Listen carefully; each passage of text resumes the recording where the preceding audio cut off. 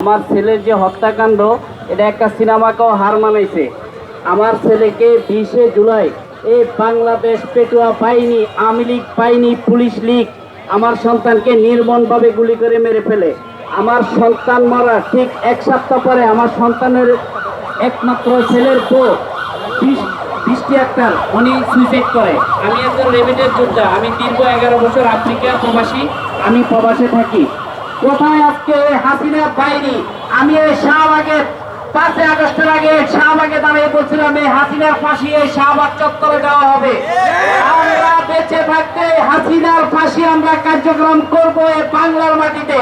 এই বাংলার মাটিতে আওয়ামী লীগ বলতে কোনো যে শব্দ করবে তার জিভ আমরা টেনে ছিঁড়ে ফেলবো। যারা আজকে মায়া কান্দন দেখাচ্ছেন সুচিলেদের দাঁত থাকবে না। আমরা কিন্তু সুচিলদের দাঁত রাখবো না। আমাদের সন্তানদেরকে যে সময় মারে কোন সুচিল এটাকে মায়া কান্দন দেখান নাই। আপনার মা হাসিনার সামনে দিয়ে বলতে পারেন নাই এই নিরীহ সন্তানদেরকে কেন মারেন। আজকে কোথায় ছাত্রলীগ, আজকে কোথায় গুন্ডা লীগ? আমরা রেডি আছি তোমাদেরকে শাস্তি করার জন্য। তোমরা যত হুমকি দাও, আমরা এই হুমকিকে ভয় পাই না। আমরা তোমাদের বিচার করে ছাড়বো। তোমরা এই বাংলার মাটিতে আর কোনদিন মাথা লড়া দিয়ে উঠতে পারবে না। হাসিনার কবর হয়ে গেছে, এই আওয়ামী লীগের কবর হয়ে গেছে। 5 আগস্টে তার প্রমাণ করে দিছে বাংলাদেশের জনগণ।